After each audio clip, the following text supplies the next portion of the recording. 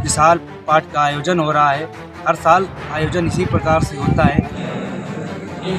आज़ादी के अमृत महोत्सव इस वर्ष हम लोग मना रहे हैं और आज़ादी के अमृत महोत्सव में ही सरकार की ये योजना थी।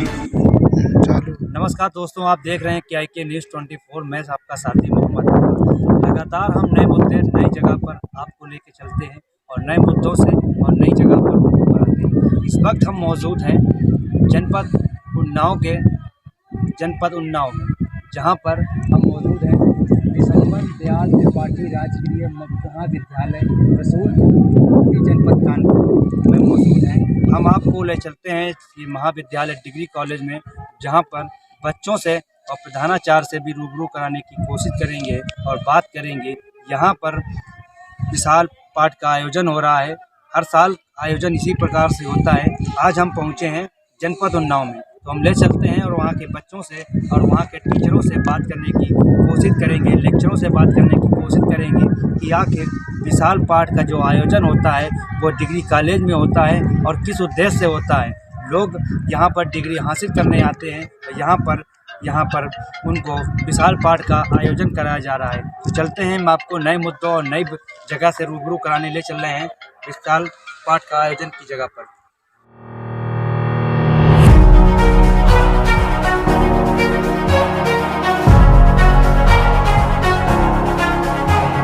जैसा कि अभी हमने आपको कुछ बातें बताई हुई थी, हमारे साथ यहाँ के प्रधानाचार्य मौजूद हैं। उनसे बात करेंगे, बच्चों से बात करने की कोशिश करेंगे कि आखिर जो ये अखंड पाठ हो रहा है ये किस विषय में हो रहा है और उसका क्या उद्देश्य रहा है। हमारे साथ प्रधानाचार्य मौजूद हैं, उनसे बात करने की कोशिश करेंगे। सर, बहुत बहुत चैनल में आपका स्वागत है।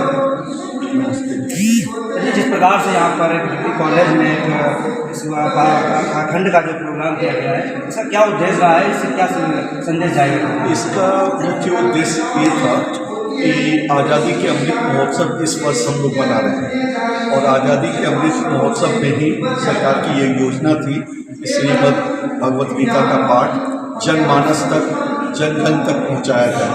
तो मेरे दिमाग में एक आइडिया आया कि हमारे कॉलेज के सारे बच्चों को हमने असाइन किया कि 18 अध्याय को सरलीकरण के माध्यम से ग्रामीण जनताओं में ये संदेश भेजा जाए, जिससे गीता के पाठ को और भी सुगम बनाया जाए और सुपाठ्य बनाया जाए। चूँकि हमारा परिवेश ग्रामीण है, इस वजह से हमने सारे बच्चे को एक एक अध्याय दिया। इस तरह 30 बच्चों ने हमारे कॉलेज के सारे सक्रिय होकर लगभग 15 दिन से ये कार्य कर रहे हैं कि भाषा को सरल बनाने का कार्य, जो भी भावार्थ गीता में दी गई है उसको अति सरल बनाने का कार्य। जैसा कि आपने बताया कि एक एक अध्याय को लेकर बच्चों ने याद किया है। 15 दिन से उसकी ट्रेनिंग चल रही थी। हमारे साथ बच्चे मौजूद हैं, हमसे बात करने की कोशिश कर रहे हैं। क्या अध्याय आपने याद किया है, बताने की कोशिश करेंगे? जो भी आपने याद किया है, सर ने आपको याद कराया है। चलिए, आपका नाम जी, क्या अच्छे अध्याय आपको याद कराया गया? अर्जुन और श्री कृष्ण की वार्तालाप, उसमें 8वां अध्याय है। और अच्छा ब्रह्म योग, उसमें अर्जुन ने श्री कृष्ण भगवान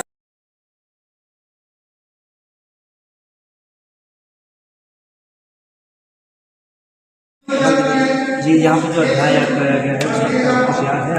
जी, चतुर्थ अध्याय था, उसमें हमारे संन्यास योग से जुड़े संबंध के बारे में बताया कि कैसे इंसान सन्यासी बन सकता है, उस बारे में बताया गया है। तथा उसके अलावा हमारे ये जो पुराण हैं हमारे जीवन में बहुत अधिक महत्व रखते हैं।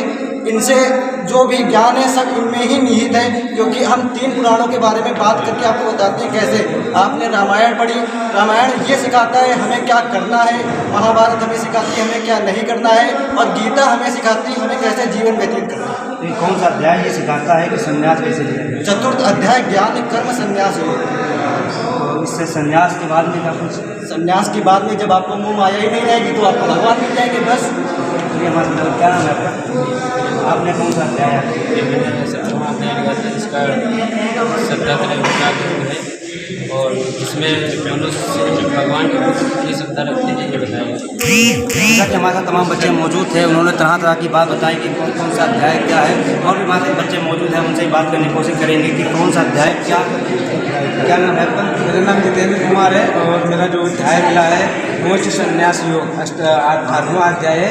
सबसे बड़ी चीज़ है कि आज जो सांसारिक परेशानियां व्यक्ति को मिल रही है, सारी सांसारिक परिस्थितियों से निपटने के लिए गीता में वो सारी चीज़ें बताई गई हैं। और 18वें अध्याय में ये बताया गया है कि बुद्धि कितने प्रकार की होती है, संन्यास कितने प्रकार के होते हैं, त्याग कितने प्रकार के होते हैं, तथा समस्त मोह को त्यागने के कौन कौन से उपाय होते हैं और हमें ईश्वर की प्राप्ति कैसे होती है।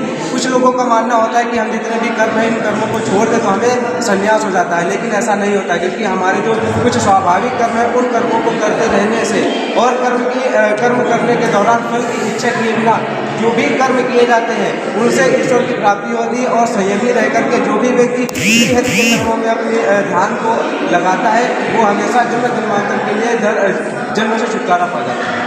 जैसा कि तमाम आपने लोगों से बात सुनने कराई, तमाम लोगों से आपने बात सुनने की कोशिश की है, लेकिन आप कहीं ना कहीं एक बात सामने आ रही है कि आज भी हमारे देश में संस्कृति कहीं ना कहीं बड़ी उज्ज्वल स्तर से देखी जा रही है।